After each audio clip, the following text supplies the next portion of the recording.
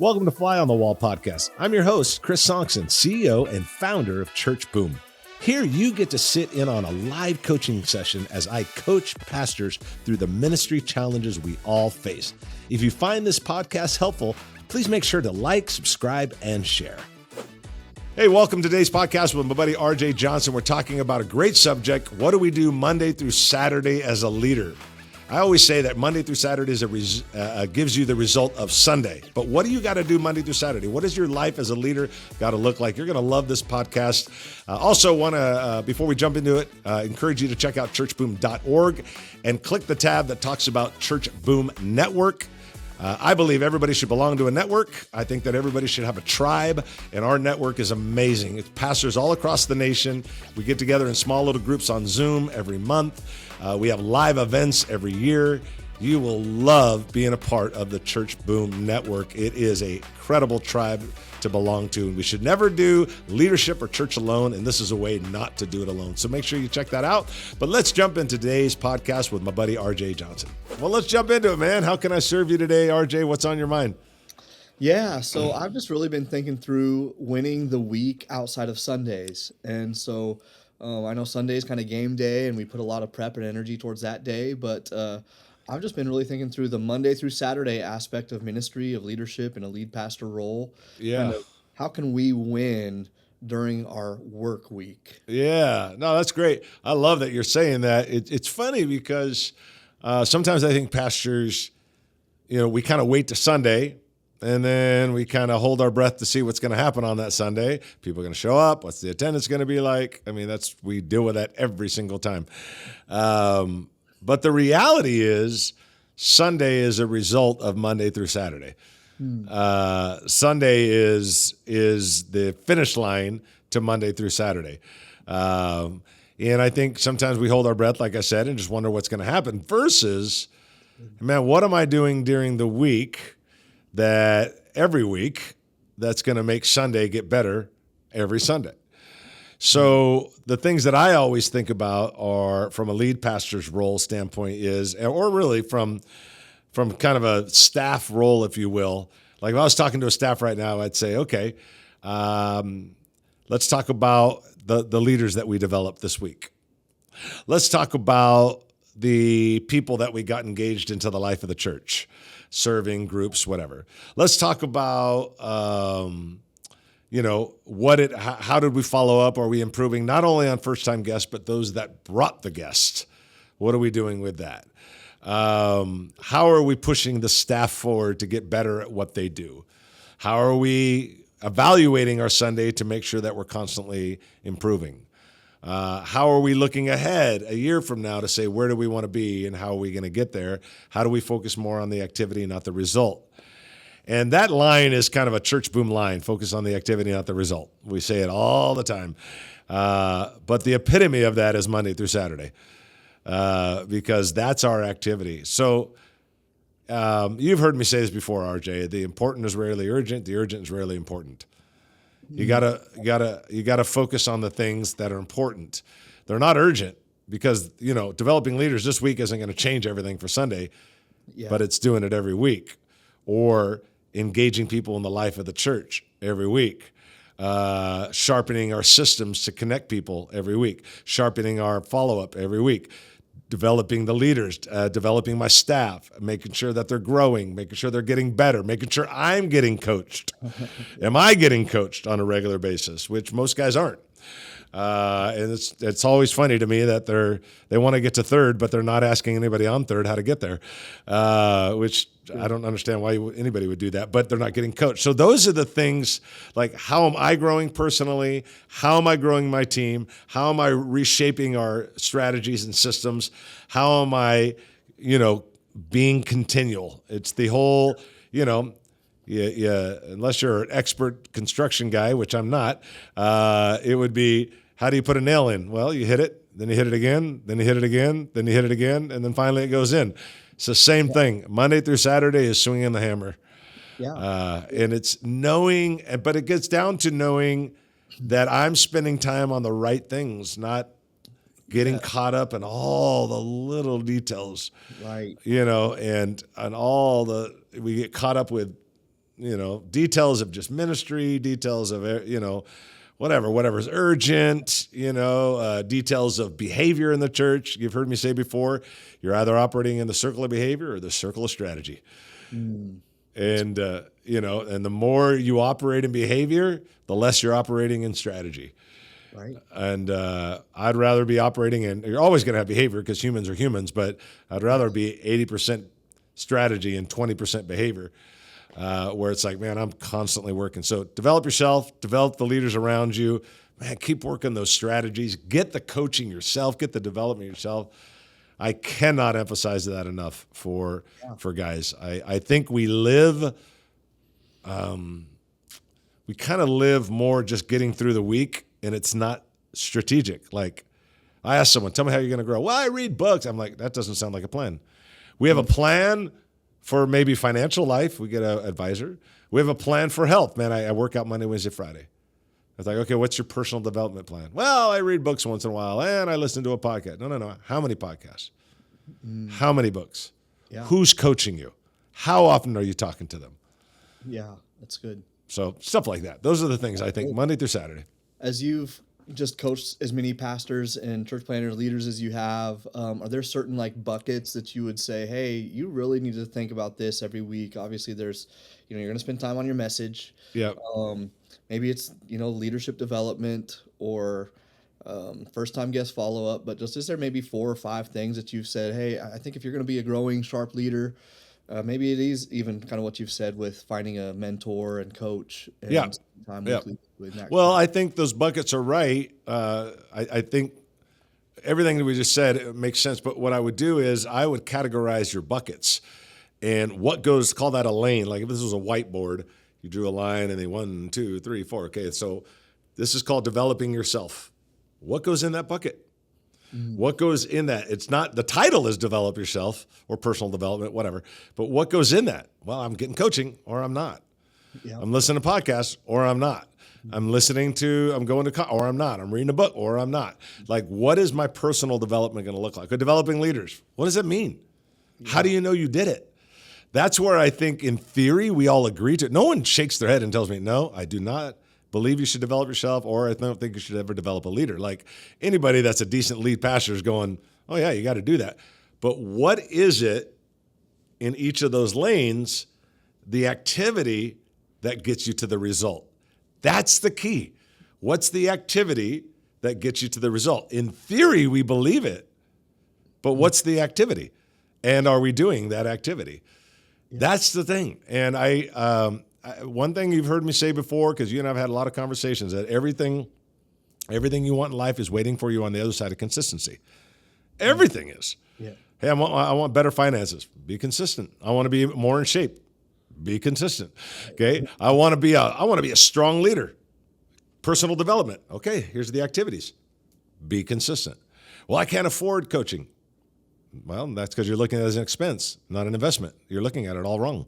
Mm-hmm. Okay, I can't do that. I don't have that. No, you need to develop yourself. The team doesn't, the church doesn't go farther than the leader.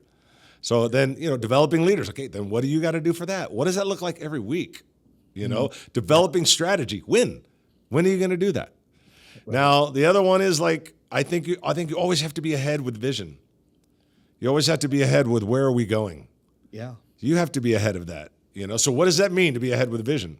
Well, you and I have talked about it. Thinking time. Do you have any thinking time? How often do you do that? Who are you working with on your vision? How are you getting clarity on it? So here's the result. Develop leaders. That's a result. Personal development. That's the result. But what are you going to do in each of those? On a weekly, every other week? Like, if you don't know what are in those buckets, you're probably not doing them or not doing them enough or not strategic enough. You're probably doing it when you got time. Yep. Oh, that's good. Yeah, and we ignore the important for the urgent. We do it all the time. I agree. I get caught up in the whirlwind of meetings, ministry. I mean, just there's so many different things. And so I'm just really fighting to kind of take back my week at times. And so just really trying to nail in. Yep. Fight. Well, you got to fight for that stuff, and you're where the church size is now. You're a couple of years old. You've done really well. That next leap, is highly dependent on your ability to realize that your lanes are shifting. They're shifting. You don't. What gets you to 250 doesn't get you to 5. What gets you to 5 doesn't get you to 1,000. Things change. Where you spend your time changes. Who you have on the team changes. The energy changes. Who you're developing changes. It all changes. And you can't. It's like, the example I always say is Chris and RJ own 2 McDonald's. We can probably manage those. But then we buy 20 from some guy that's retiring. Now we got 22. There is no way we can operate it the same way. Yeah, Not a right. chance. I mean, everything. We got to put more managers. We got to have more district leaders. We've got to have people that, everything changes. You and I run in a McDonald's. Okay, I'll run one. You run the other. We'll help each other out. But we got 2. Chris and RJ got 2 McDonald's. Well, we got 22 now. Yeah. Everything changes. I'll say, now just take the church. Okay, it looked like this at 200. At 500, everything changes. And you have to change to get there. Most people try to change after. The problem is you can't sustain momentum when you're changing. You can't sustain momentum when you're chasing it. You have to sustain momentum by staying with it or staying ahead of it. Yeah. Wow. So that's kind of, you're thinking, hey, if you're 200 to 250, you're already thinking, hey, what's it going to take to steward a church of 500? 100%. After what system, what development? 100%. You got to get ahead of the bell curve because it's coming. Sometimes churches will, man, all of a sudden we're just kind of growing. We're kind of growing. And I'm like, you better get ahead of it. You better start sustaining it. You better start figuring out how to get ahead of it. Don't chase it. If you chase it, eventually it starts to do this. You got to get ahead of it. When everybody else thinks, why are we making a change? Everything's going great. We're making a change because we know what's coming. You can't operate it. You got to stay ahead of it. You got to be the guy. That's the job of a leader, though, RJ, is you've got to see further and faster than everybody else. Yeah. You have to see further and you have to see faster than everybody else. And that's the key, is seeing further and faster than anybody else. And everybody, I say everybody, but people will question, oh my gosh, why is he doing that? And what's going on there? That's because I'm ahead of you. You don't say that, but that's the fact. It's like, I have to be ahead of you. I'm the leader. I need to be ahead of you. And I think that's part of it. And then anytime you're making a major shift, there can be 1 or 2 people that don't like something. It's guaranteed. Oh, yeah. And then it's like, all right, but I know what it looks like to get there. I know what it's going to do. And we can't keep operating like we're 200 and think we're going to get to 5. Right. You just can't. It doesn't work. And that's why I think 84% of all churches in America currently are plateaued or declining. Some of them are declining because then they're getting rescued from our whole initiative there, which is awesome. But some of them are plateaued because you're not thinking about what that next thing looks like. You're not staying ahead of it. You're responding to it.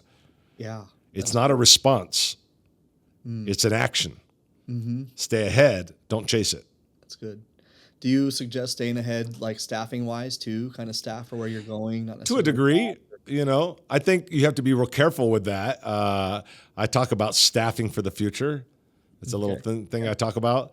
You have to be really careful with that. Momentum's got to be on your side, because once you hire a staff member or 2, depending on the size of the church, if you extend yourself financially, you could put yourself in a bad spot. I'm not saying not to do it, but you just need to be really careful. You need to feel the momentum is on your side if you're going to staff for the future. I've done that where it's like, the percentage of our staffing dollars, the percentage of dollars spent on staffing has gone up. But I believe it's because of the momentum, and then it'll kind of balance its way back down, where it's more in a healthy spot of the staffing dollars versus overall income. But you got to be really careful, because if you make the mistake of hiring someone and the momentum's not there, now what do you got? You got to fire the person. You got to let them go. They just, they quit their job to be with you. Like, there's a lot that goes with it. Yeah. Right. You got to be careful with that. But yeah, I think staffing for the future is something that happens at times. Cool. Oh, that's good. Yeah. What else you got? All right, I like productivity, trying to get things done, stuff like that. Do you have any of some of your best productivity hacks, life hacks from Chris Sonksen right here? Come on. Productivity. Well, I'll tell you, one, I love productivity too. I hate standing still. And I don't like working with people that stand still. I don't want them on my team. I just drives me nuts. But yes, I love productivity. I think there's several thoughts and in no particular order because I've been asked questions about productivity. I don't have, it's like, okay, point one, point two, point three, type of thing. But in the productivity, number one is I think it's important for a leader to understand the difference between busy and productive. I think there is a line there that gets blurred very quick. Whereas like, yeah, I'm busy. I'm like, yes. And so is a rocking chair, but it's not going anywhere. So you want to be productive. Now, again, that's in no order, but there's a mental kind of understanding that being busy doesn't mean being productive. Mm-hmm. People, I've met pastors that are pastoring small churches, and they're just busy as crazy. I'm like, dude, 90% of what you're doing, I wouldn't be doing because you're not being productive. That's number one. Secondly is I believe there has to be, personally, I find it better when there's a structure.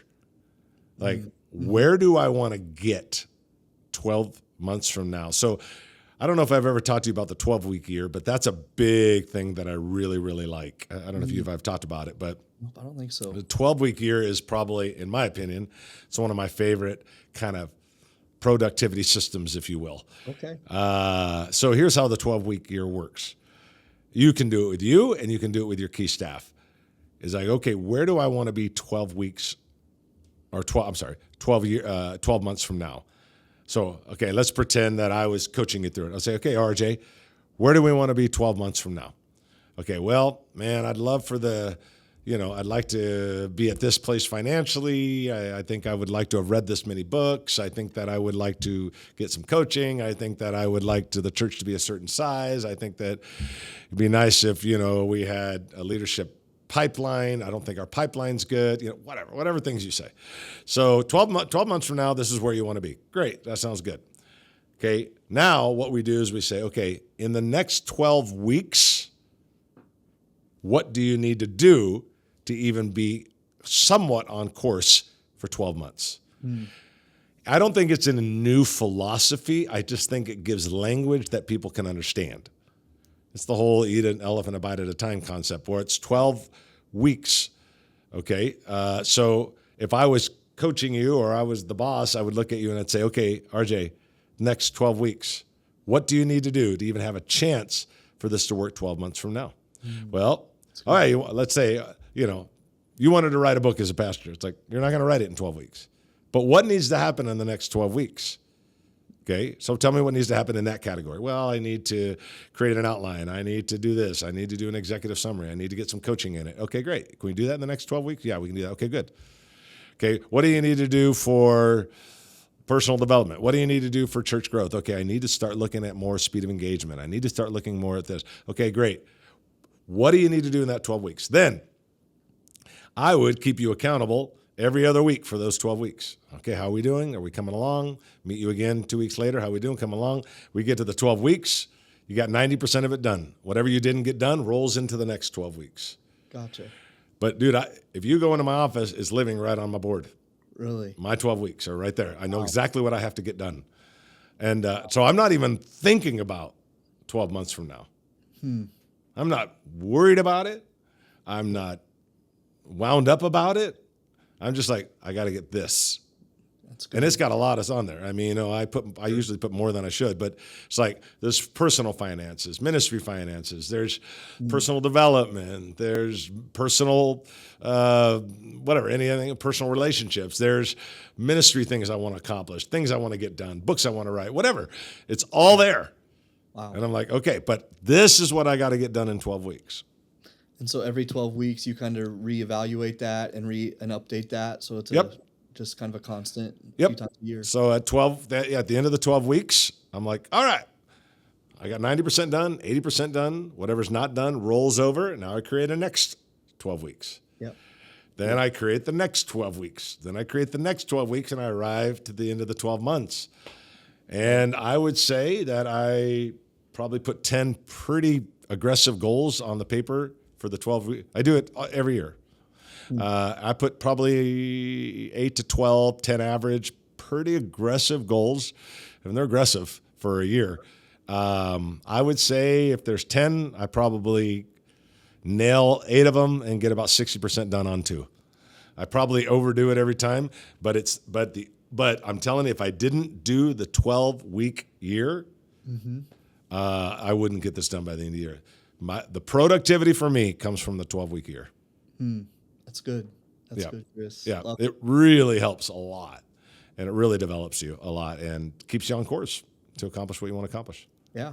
Yeah. I like it because you're not just kind of working and doing whatever, but it's with the goal in mind. Kind of, Right. hey, from a year from now, if you want to be there, your next 12 weeks is going to have to be strategic, not just busy. That's right. You got to be productive. You got to be strategic. Other stuff's going to happen. But I know I'm looking and going, okay, man, I've got 4 weeks left. I got 3 weeks left. I got to get this done. Otherwise, the second 12 weeks piles up even higher. Right.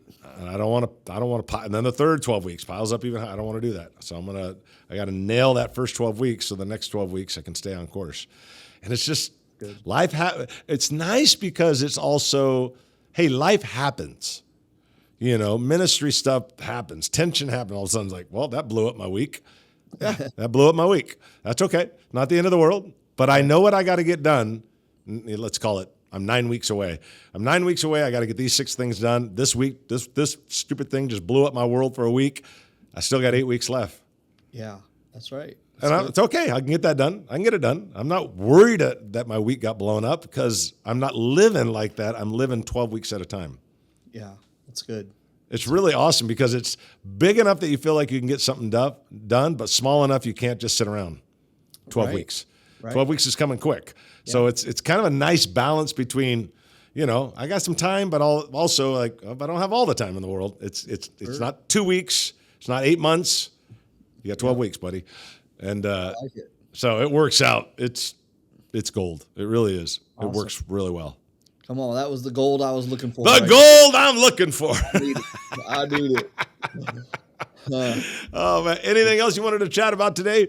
I've just been really thinking through that and how to win my week, and that was very helpful. So thank you. Good. Well, dude, always great hanging out with you. Always great connecting with you. And man, if I can ever serve you or help you in any way, I'm always here. So, but thanks for being on the podcast today, man.